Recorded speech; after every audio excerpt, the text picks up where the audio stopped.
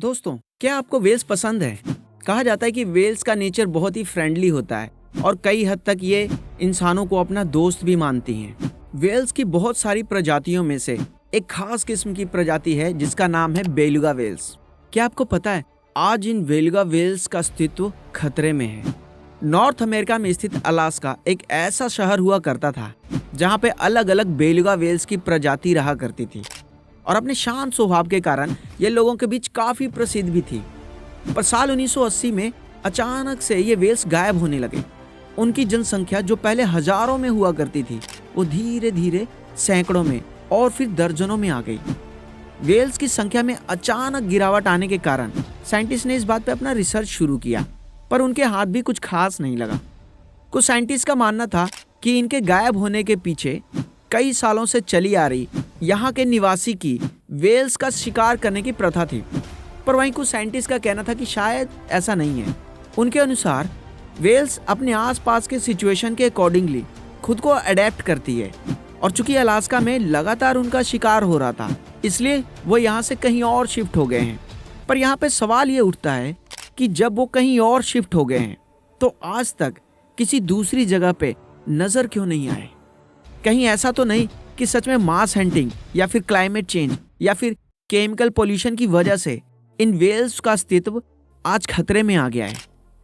हम इन सारे राज से पर्दा हटाने की कोशिश करेंगे, पर इसके लिए आपको हमारे साथ इस वीडियो में अंत तक बने रहना होगा। आइए इस बात को हम एक कहानी के द्वारा समझते हैं जो क्लाइमेट डेस्क कोलैबोरेशन के अंतर्गत अनडार्क पर पब्लिश की गई थी। इस कहानी का lead character Roswell Seref senior जो कि एक 8 साल का बच्चा था, तो उसके पिताजी यह डिसाइड करते हैं कि उसे बेलुगा वेल्स का शिकार करने के लिए सीखना शुरू कर देना चाहिए। शेफर उसमें एक छोटा सा बच्चा था जो नॉर्थ अलास्का के एक छोटे से शहर कोटजुएबे में रहा करता था। अब चूंकि यह शहर समुद्र के किनारे स्थित है इसलिए यहाँ लोग ठंड के दिनों में बेलुगा के मीट से ही अपना जीवन यापन करते थे। हर साल गर्मी के मौसम में यहाँ छोटे छोटे सफेद बेलुगा वेल्स माइग्रेट करके आया करते थे और इसलिए यहाँ पर उनका शिकार एक ट्रेडिशन के जैसा था। वेल्स की स्किन यानी कि उनकी चर्बी का ये लोग व्यापार करते थे और उसके साथ साथ ये अपने समाज के लोगों के बीच भी शेयर किया करते थे। पर आज 70 साल बाद शेफर उन कुछ शिकारियों में से एक हैं जो बेलुगा का शिकार करने के लिए समुद्र किनारे बैठे रहते हैं। बेलुगास की कमी के कारण बहुत से लोगों ने इसे छोड़कर सील्स का शिकार करना शुरू कर दिया है। अब इस कहानी से आप यह निष्कर्ष निकाल सकते हैं कि बेलुगा के विलुप्त होने का कारण उनका शिकार ही है। पर आपको बता दें ये जितना सीधा नजर आता है उतना सीधा है नहीं। आइए हम आपको साइंटिस्ट के पॉइंट ऑफ व्यू से समझाने की कोशिश करते हैं। साइंटिस्ट की माने तो बेलुगास एक ऐसे जानवर होते हैं जो चिंपैंजीज, बर्ड्स, ह्यूमंस और बहुत से अन्य जीव की तरह अपने जनरेशन में ज्ञान को पास ऑन करते हैं और शायद इसलिए ऐसा हो सकता है कि क्लाइमेट चेंज और अन्य ह्यूमन एक्टिविटी की वजह से बेलुगास ने भी कोई दूसरा रास्ता ढूंढ निकाला हो जिससे वो खुद को इस परिस्थिति में अडेप्ट कर सके। इस पर फ्लोरिडा अटलांटिक यूनिवर्सिटी के बिहेवियरल इकोनॉमिस्ट ओ कैरी क्राउन क्या कहते हैं जरा ये सुनिए। कल्चरल अडेप्टेशन बेलुगा और किलर वेल्स जैसी प्रजातियों को जीवित रहने में हमेशा से मददगार रही है और इसके बीच यह बिहेवियर काफी तेजी से डेवलप होता है। जैसे कि गर्मी पानी से निपटने के लिए बेलुगा उन क्षेत्रों में जाना सीख सकते हैं जो अभी भी उनके शरीर के लिए काफी ठंडे हैं और अगर वो ऐसा करने में असमर्थ होते हैं तो वो खुद को इस गर्म पानी के अनुकूल ढाल भी सकते हैं, पर ऐसा करने में उन्हें कई पीढ़ियों का समय लग सकता है। इस बात से यह तो प्रूव हो जाता है कि वेल्स ऐसा करने में समर्थ होती हैं, पर इसके लिए हम क्या कर रहे हैं ये बात भी मायने रखती है। इस पर ओकोरी क्राउन कहते हैं कि अब लोग पहले जैसे नहीं रहे। पीछे कुछ सालों में ऐसे कई ग्रुप सामने आए हैं जिन्होंने एनिमल कल्चर के संरक्षण पर जोर दिया है। उन्होंने जानवरों में विविधता बनाए रखने के लिए कई चुनौतियों पर भी डिस्कस किया है। इसका एक जीता जागता उदाहरण national oceanic and atmospheric administration fisheries की बायोलॉजिस्ट वेरेना गिल हैं। साल 2022 के सितंबर के महीने में उन्होंने बेलुगा वेल्स के सपोर्ट में एक 7 फुट लंबी बेलुगा ड्रेस बनवाई और सीवर्ड हाईवे पर खड़े होकर वहां से गुजरने वाले मोटरिस्ट से बेलुगा वेल्स को सपोर्ट करने के लिए एक मुहिम चलाया।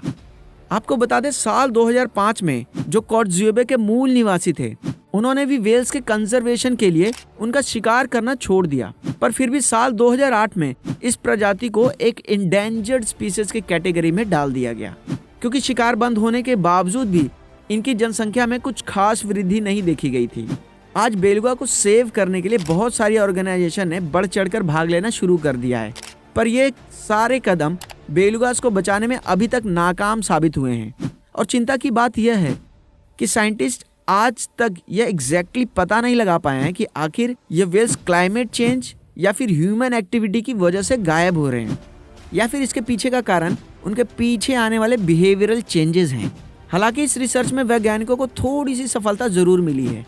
जब उन्होंने कुछ वॉलंटियर्स को अलास्का के एंकोरेज शहर में बेलुगास को काउंट करने के काम पर लगाया, तो उन्होंने उस बेलुगा का एक पूरा झुंड दिखाई दिया जो बॉल्स की तरह पानी में गोते मारते प्रतीत हो रहा था। जब उन्होंने इस पर कुछ देर तक अपनी नज़र बनाए रखी तो उन्हें यह समझ आया कि ये वेल्स खाने की तलाश में नहीं भटक रहे थे, बल्कि ये ट्रैवलिंग के मकसद से पानी में घूम रहे थे, जो कि देखते ही देखते कहीं गायब ही हो गए। इस इंसिडेंट के बाद साइंटिस्ट ने यह अंदाजा लगाया कि बेलुगास कम्युनिटी में वास्तव में कोई नया कल्चर डेवलप हो रहा है।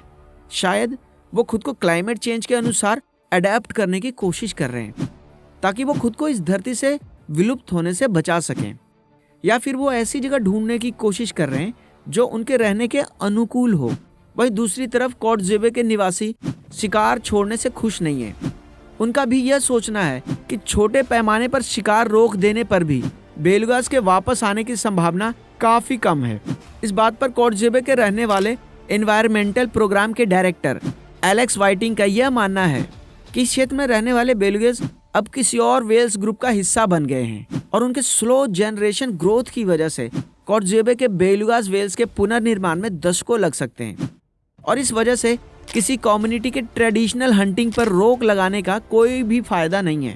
शेफर की नज़र में आज उनके जनजाति के फैसले प्रकृति में होने वाले बदलाव ले रहे हैं। जैसे जैसे बेलुगा के शिकार का अवसर कम होते जा रहा है, वहाँ की युवा पीढ़ी की इसमें रुचि भी खत्म होते जा रही है। वो हर रोज अपनी नाव लेकर समुद्र में उतारते हैं और वहाँ से निकलते ही शोर करना शुरू कर देते हैं, और यही बात शेफर को काफ़ी परेशान करती है। तो दोस्तों, अब यह बात आपको भी क्लियर हो गई कि आखिर ये वेल्स अचानक कहाँ गायब हो गए हैं। वो अब ह्यूमन पॉपुलेशन से खुद को आइसोलेट करना सीख रहे हैं, और चूंकि उनमें जेनेटिक चेंजेस में काफ़ी समय लगता है, इसलिए उन्हें ऐसा करने में दशकों का समय लग सकता है। और इस बात में कोई दो राय नहीं कि आने वाले समय में ये बेलुगास लोगों के बीच से पूरी तरह विलुप्त हो जाएंगे। वो इस धरती पर तो रहेंगे, पर ऐसे किसी आइसोलेटेड एरियाज में जहां उन्हें मानव और उनके काले कारनामों का शिकार न बनना पड़े। वैसे आप इस बारे में क्या सोचते हैं, हमें नीचे कमेंट सेक्शन में लिख के ज़रूर बताएं। अगर बेलुगा वेल्स के बारे में दी गई जानकारी आपको पसंद आई हो तो इस वीडियो को लाइक ज़रूर करें। साथ ही साथ इस वीडियो को शेयर जरूर करें, ताकि हम अपनी दुनिया में विलुप्त हो रहे इन बेलुगा वेल्स के प्रिजर्व करने के लिए लोगों के बीच अवेयरनेस फैला सकें। हमारी एक छोटी सी भी कोशिश इन बेलुगा वेल्स को इस दुनिया से विलुप्त होने से बचा सकती है। बाकी चैनल को अभी तक सब्सक्राइब नहीं किया तो डोंट बी ए स्ट्रेंजर, जल्दी से हमारे चैनल्स को सब्सक्राइब कर लें। बाकी मिलते हैं अगले वीडियो में एक और इंटरेस्टिंग टॉपिक के साथ। Thanks for watching.